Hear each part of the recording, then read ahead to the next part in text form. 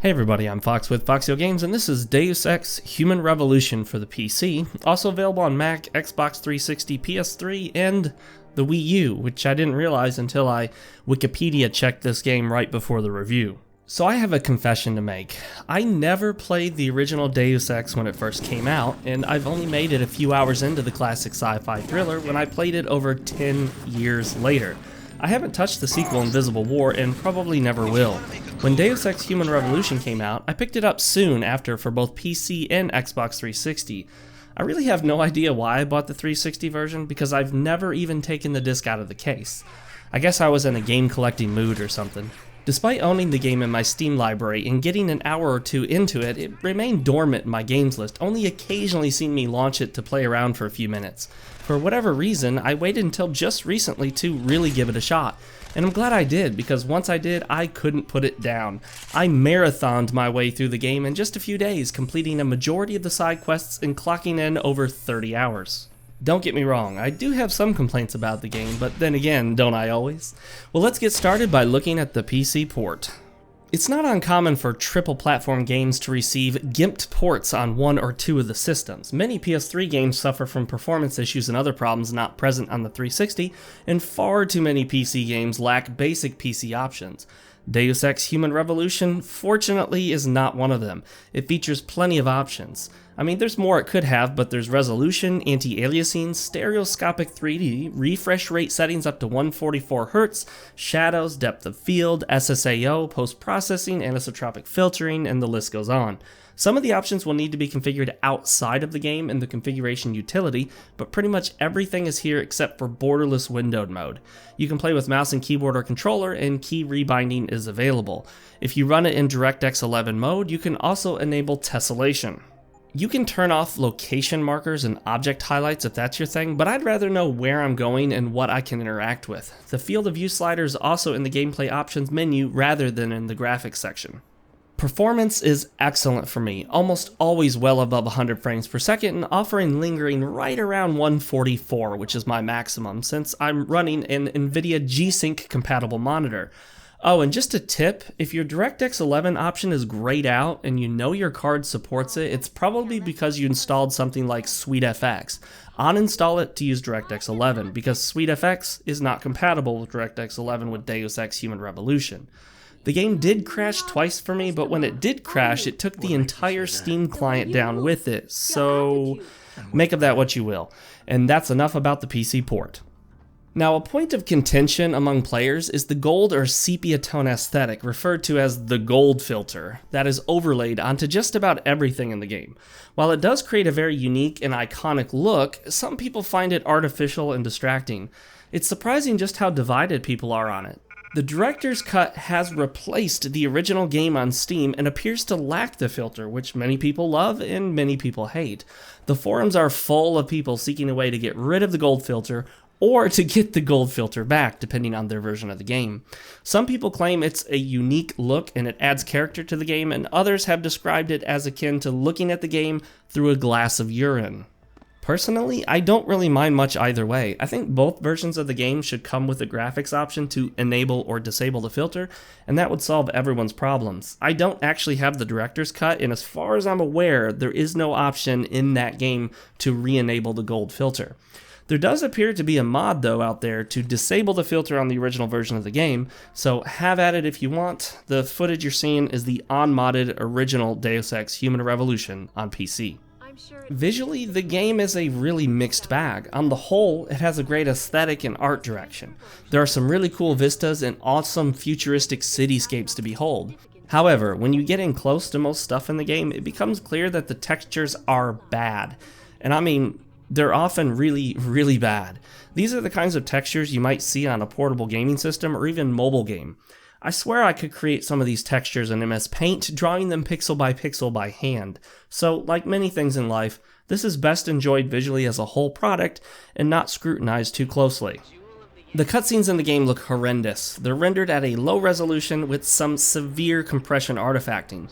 The only reason I can think of for why they would do this is probably the limited space on Xbox 360 game discs and their desire to avoid having to make additional discs with the game. Fortunately, weapon models and icons for items look good enough, as do most character models. It's also important to remember that this is a game from 2011 that also had to run on consoles. Now, I love the inventory system. I don't know why I feel this way, but if an inventory is going to be limited, this is the way I prefer it. I guess it's almost like playing a game of Tetris with your items, except they can be more than 4 squares large.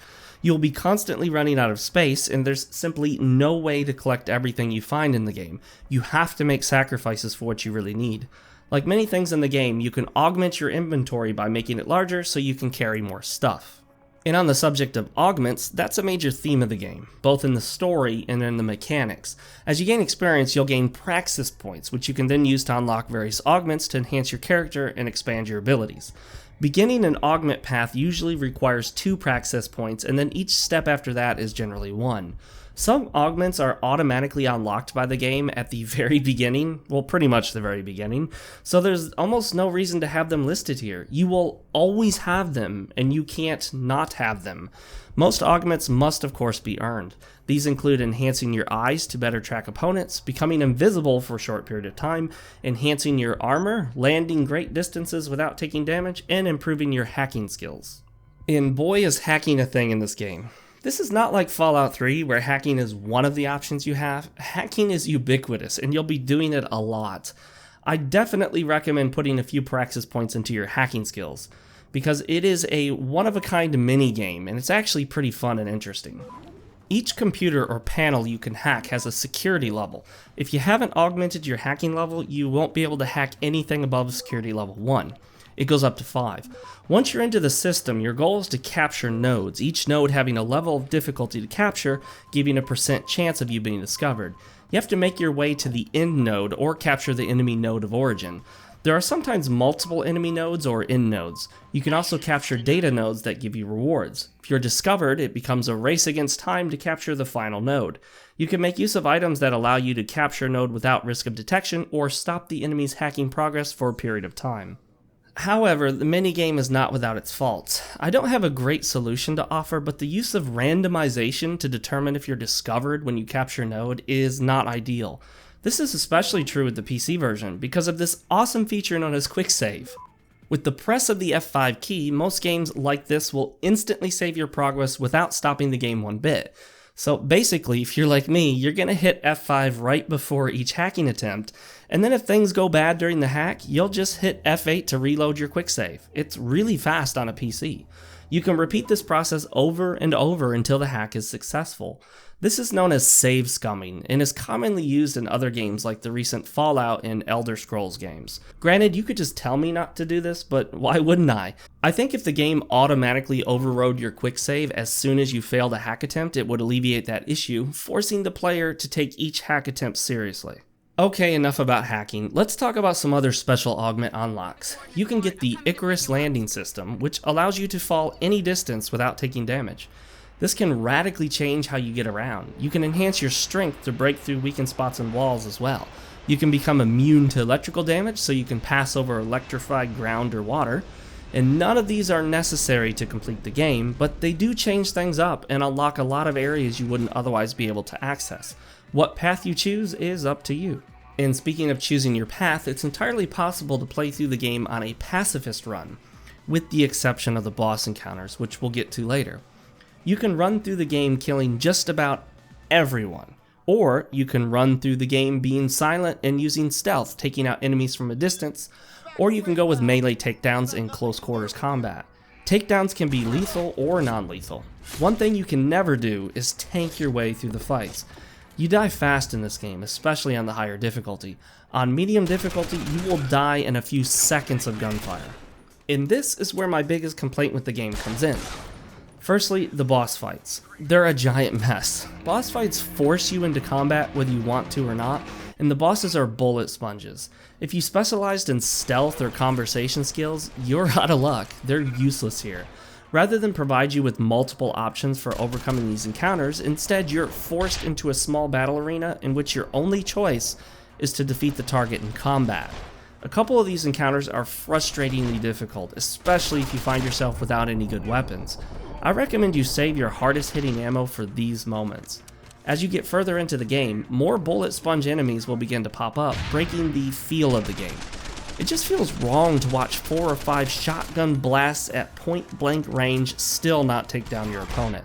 On the other end of the spectrum, I found that there was one trick that seemed to work on nearly any encounter.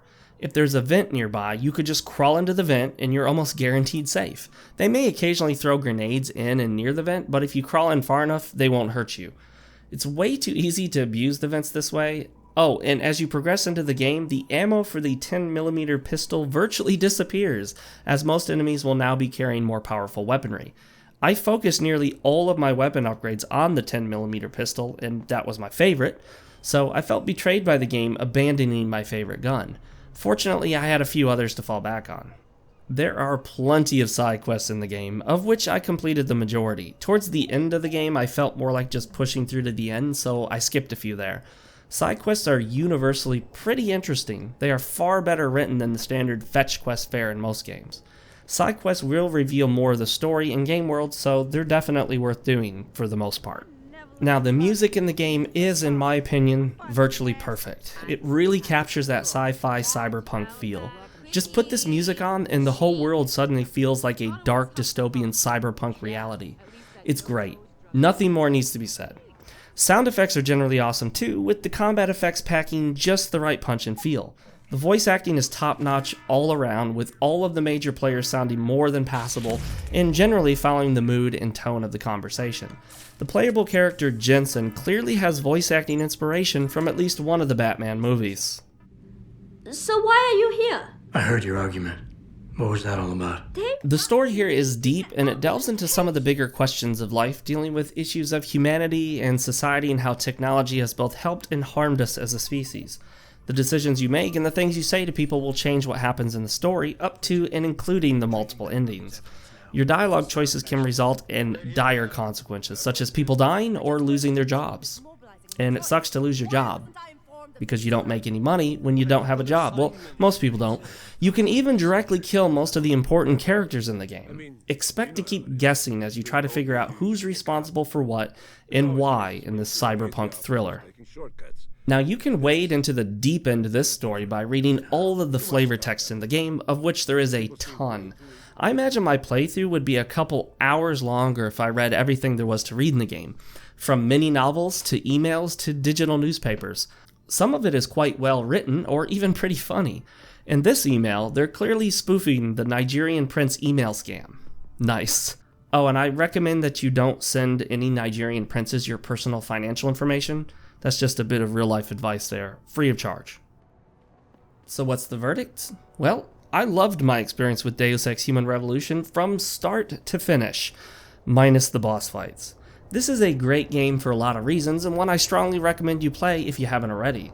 This cyberpunk thriller actually made me care about what was happening in the story, an extreme rarity for me in games nowadays.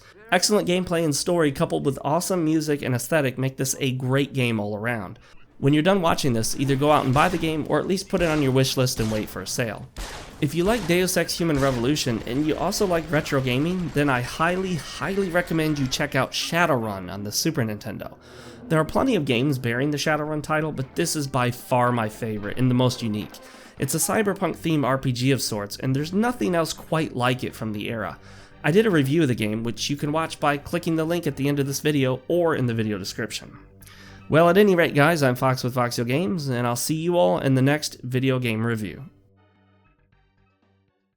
Thank you so much for watching my review of Deus Ex Human Revolution. I'll be getting to the sequel, Mankind Divided, as soon as possible, but if you're watching from the future, that video may already be out. Make sure to subscribe if you haven't already. You can like the video and leave a comment down below. I try to read them all. And of course, if you got some spare time on your hands, you can watch my review of Shadowrun for the Super Nintendo, the one I just told you about. Definitely an awesome game, greatly underrated.